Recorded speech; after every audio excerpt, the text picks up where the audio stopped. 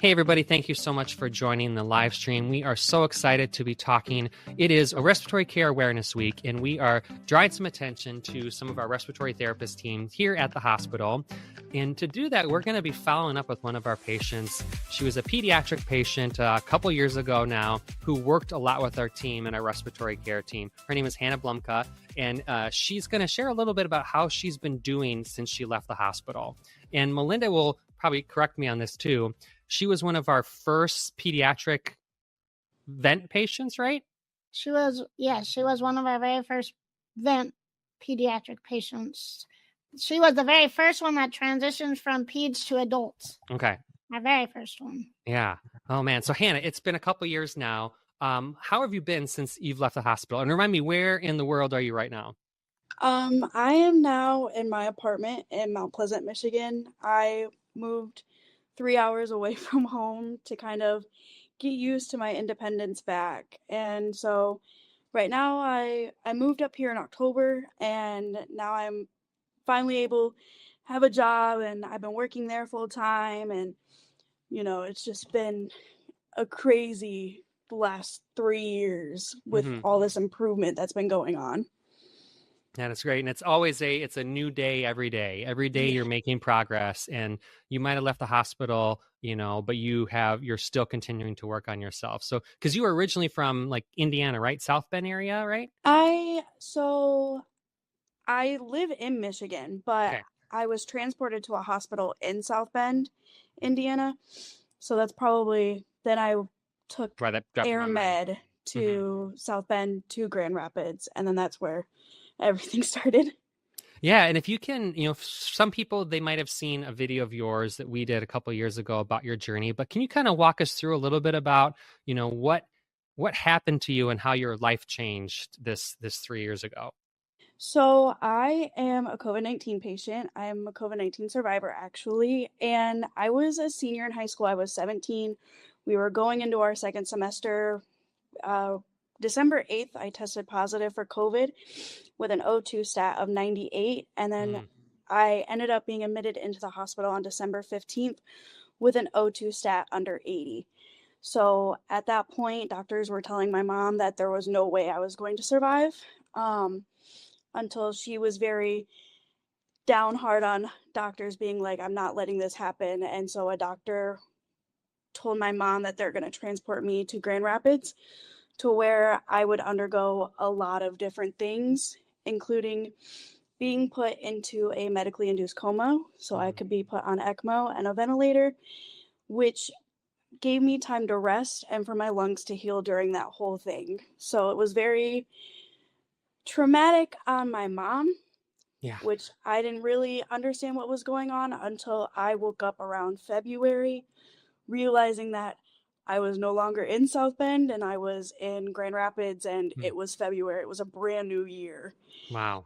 So it was very hard realizing that I had almost lost my life due to COVID. And then I woke up and I was like, where am I? Because I had no idea. And Melinda, tell us what ECMO is for people who might not know what that acronym is and what that device is, because that's pretty serious when you need to use one of those. ECMO is a machine that acts as your heart and lungs at the same time, so that it can basically, that in a basic form will allow them to rest. So it takes over the mechanism of that.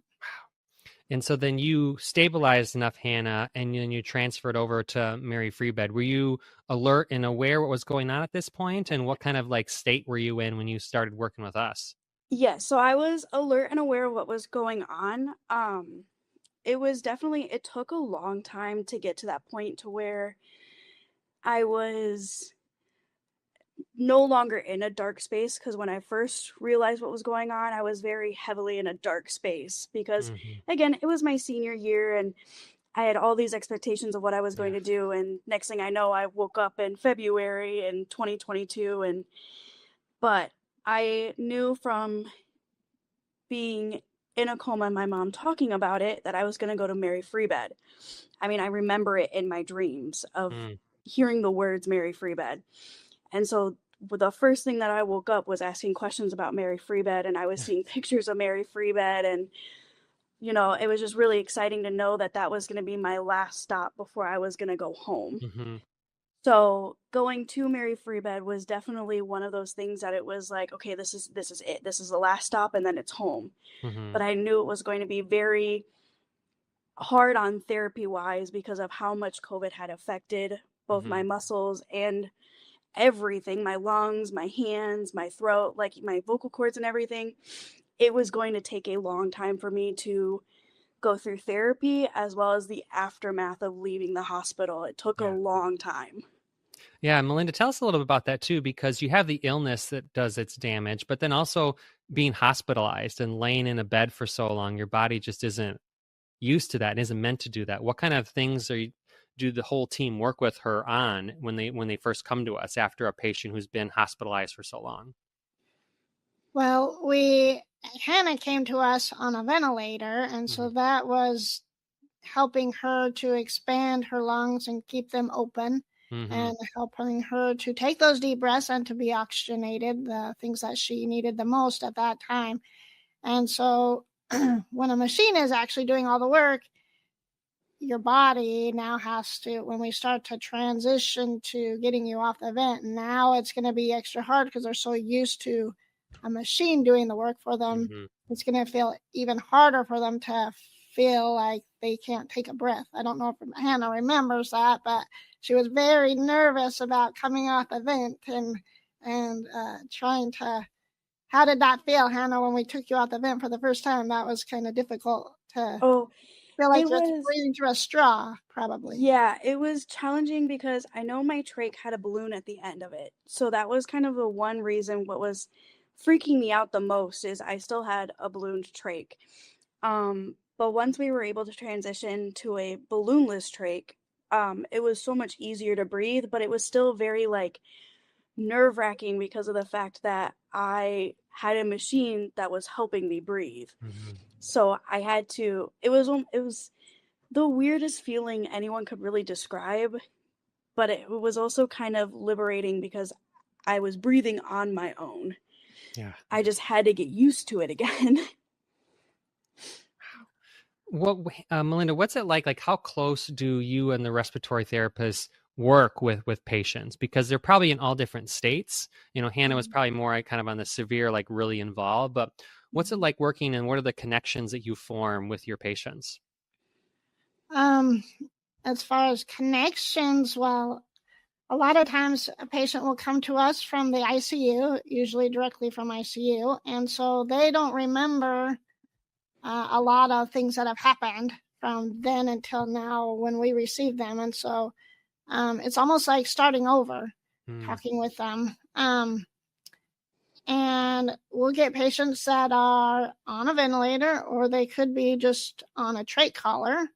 Some have trachs and some don't. So it all depends on the different situations that they're in. But we work very closely with every single patient that has any kind of a breathing, difficulty breathing, asthma, COPD, cancer, or whatever situation that they are in. COVID was a big one a couple of years ago. So, yeah. And you work in stages to try to wean them off this as well. So, and Hannah did a lot of that with our team. What's it like working with her to kind of get her in her best state when she goes home? When she came to us, she was on what we call full support on the ventilator. So the machine is doing basically all the work for her. So then her lungs don't have to get stressed out and put her backwards to say where she has to. It actually lets her rest. And so when we were able to transition her to where she could breathe on her own, which is another mode in the ventilator, allows her to have some support, but also do some of the work. And that is kind of like going, when you're going to go do a race, you're going to walk first. You're not going to just go run. You have to build those steps up and build the muscles up again so that you have the strength to finish the race. And so that's basically what we're doing with a machine. They have to do baby steps, and it's like walking first, and then a little bit stronger. We're going to jog a little bit and stop. So we only do maybe an hour, half an hour on the ventilator where we let her do some of the breathing on her own with some support, and then put her back into rest mode where she's getting full support. And we'll do that. And then each day we'll add a little bit longer, maybe an hour the next day. So now we're going to be 1 hour the first day, 2 hours the next day, then up to 4 hours, so we'll do kind of a 2 to 4 hour increments each day. And a lot of this video that we're seeing, I don't see any respiratory therapists in it. So, I mean, she's probably progressed enough in the video that we have that she didn't need you guys to attend her therapy sessions. But at the very beginning, are you going to sessions with them, or is the therapy done in the room? How involved are you in her work that she's doing? Yes, we are there from the very beginning, especially with speech and with PT, physical therapy, because they want to sit her up at the edge of the bed. So we will sit there and hold all the, make sure that the airway is safe for them to sit up at the edge of the bed, and then make sure the airway is safe when they're getting ready to stand, because we don't want anything pulling on that airway and losing it. So we are there pretty much the entire time. So it takes a lot of our time along with their time to help with these patients. Hannah, what's it like watching some of this video and hear Melinda talk about working with you? What kind of memories and feelings does that bring up for you? It's a very emotional feeling at first, but I always, because of this journey, I was able to progress as a better person now. And Mary Free Bed was probably one of the best moments I've ever had in my life. Even I top it more than graduating. Graduating's here and Mary Free Bed is way up here.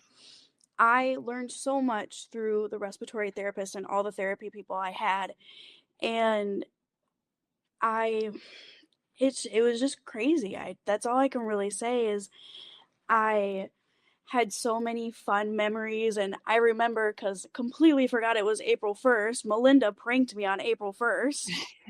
And I was I couldn't even believe it at first. Because it was, I can't remember specifically. Oh, it was something about my trach. And so she was like, oh, we'll have to go up to a bigger size. And I was like, what?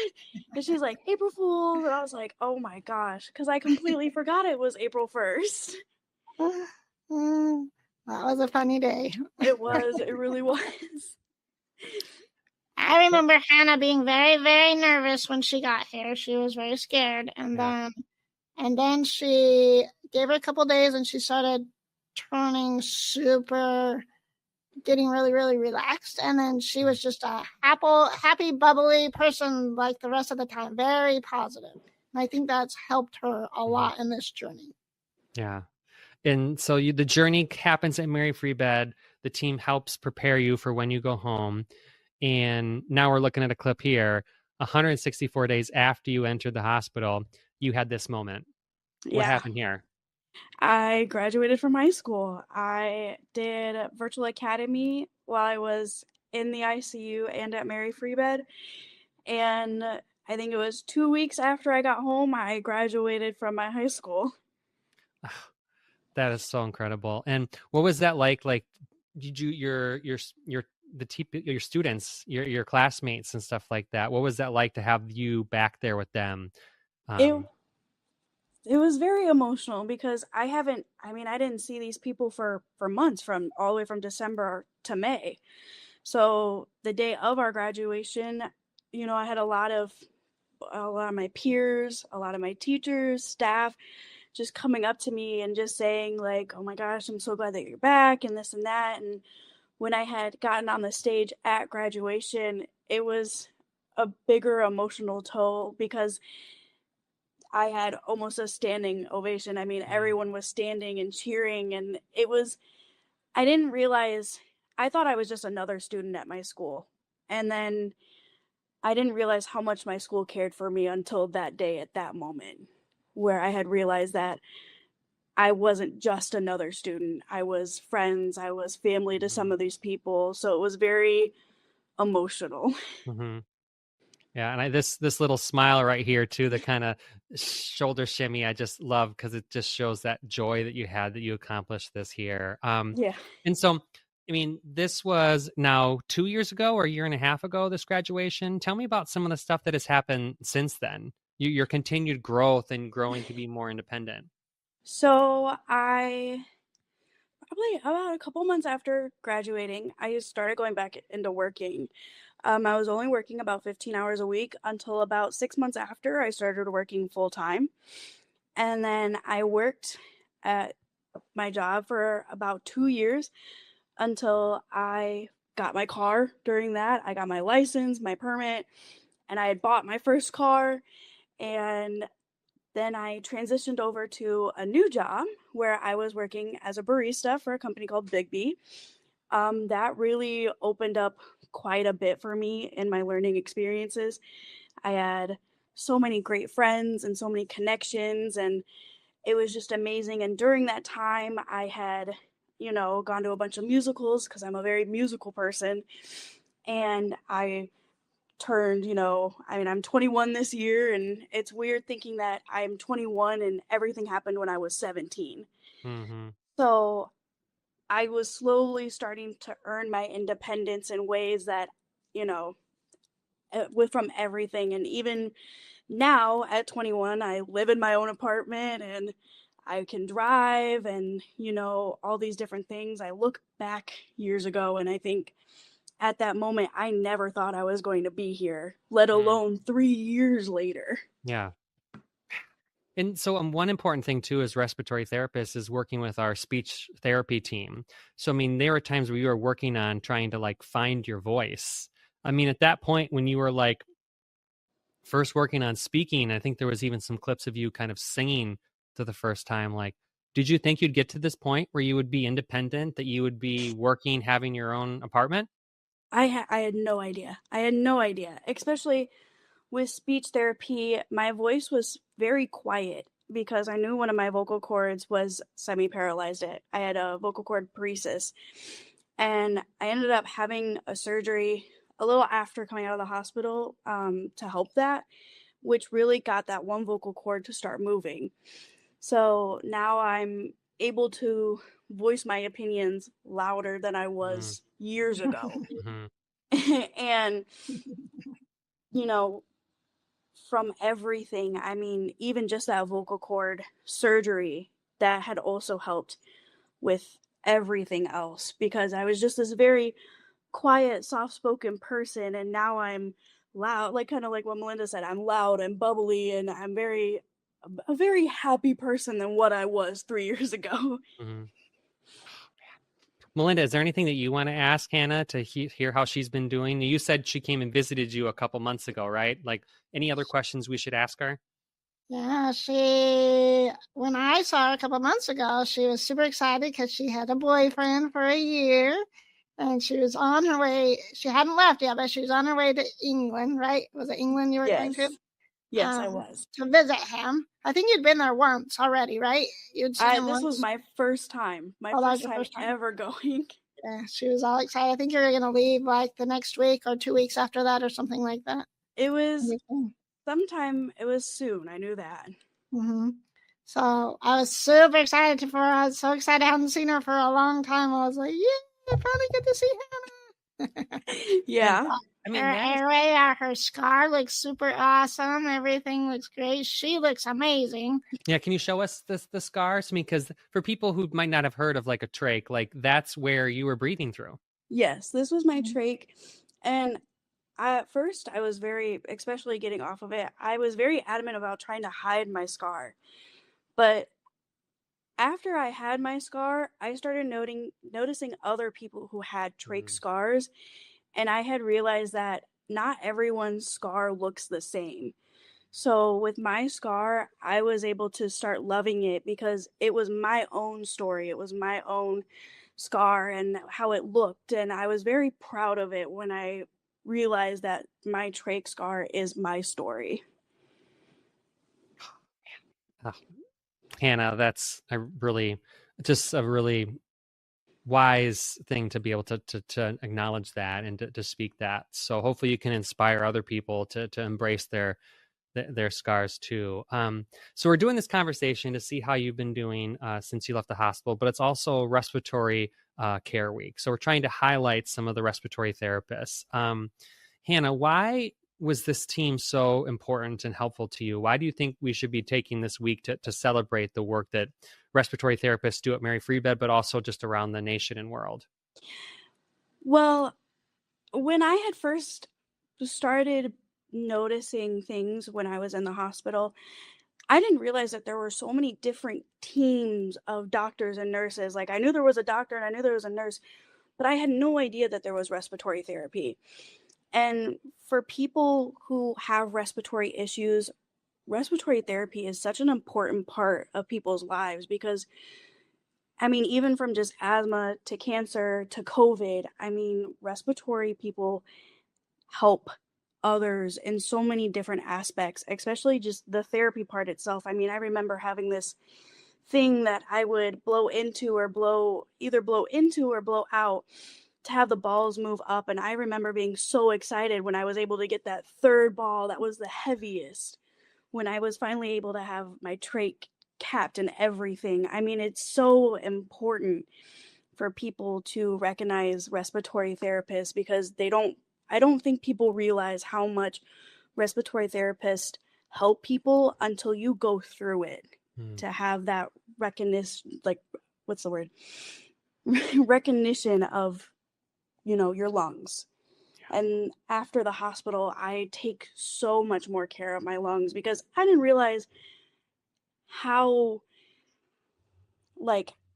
many things can hurt your lungs before going through all of this. And I mean, I was 17 with 70-year-old lungs, and I had never smoked, I've never vaped, and I mean, it was just COVID itself is what had ruined my lungs.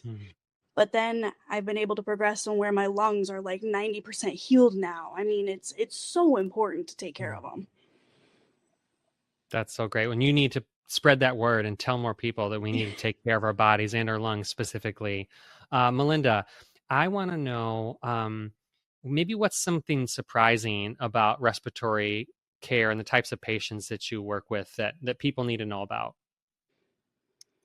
Well, we work with pretty much everybody because if you think about it, to breathe, you have to use every organ in your body. So your heart, your lungs, your kidneys, your liver, everything has to function properly in order to breathe correctly.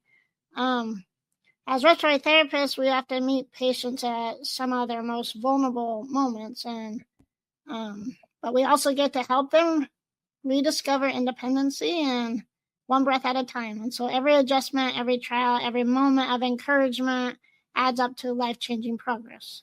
Yeah. So a story like Hannah's remind us that respiratory care isn't just about machines or numbers.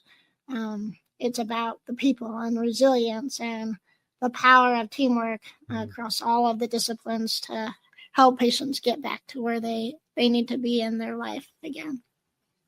And last question for you, Melinda, as we get ready to start wrapping up this interview. I want to take a moment to kind of plug the field too. If someone's going into healthcare and they want to make an impact, they want to help people, why should they think about becoming a respiratory therapist? Because we're the best. I love being a respiratory therapist because I get to use my brain. I have to think about, if it's not just about their breathing, it could be a cardiac thing that's causing their breathing issue. It could be a kidney issue that's causing their breathing issue. It's not just the lungs. So that's why I say every organ works together. And if one's not functioning right, it can cause another issue to malfunction. And so I love that I can use my brain every day, and I actually have to think about the whole picture in and of itself to figure out what is the issue that's going on and how can I help them. And I just love helping people and helping them to feel better. And if that's what I can do, then I'm all for it. So I love being a respiratory therapist. So come be a respiratory therapist. Yeah, you heard it here from Melinda. Hannah, last question for you. What would be some advice that you would want to give to somebody who's maybe going through their own medical journey, maybe especially a young person who might be in that, you were saying, a dark space earlier? What would you say to them? So going back on when everything started, I mean, I woke up and realized it being February when I remember being admitted in December, and I was missing out on my friends. And, I was a very artistic person in school, so I was missing out on all those fun things that I should have been doing. And so waking up, I remember just wishing, everything negative on myself because I felt like I wasn't going to be able to progress anymore. But once I had realized and I saw the little accomplishments that I was doing, even though it was taking forever to do them, they were still these little accomplishments. And for someone who was 17 and in high school doing their senior year, I still made the most fun out of it. And even with my family was the most important part of this all.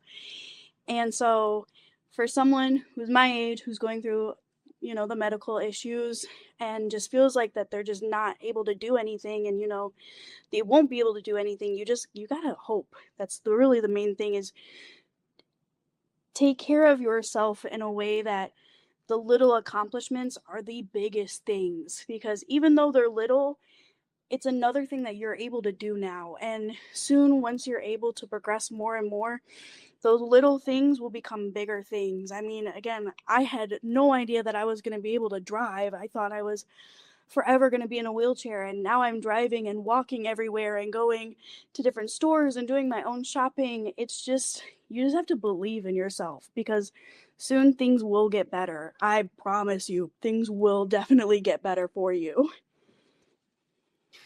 Hannah, such wise words. Melinda, Hannah, thank you guys so much for chatting with us on the live stream for one of our Where Are They Now segments, all under this time of Respiratory Care Awareness Week. So we want to thank you so much for taking the time to chat. We appreciate you guys, and we want to wish everybody the best this week, and thank you to all of our respiratory therapists. Thank you so much for watching this live stream, and stay well.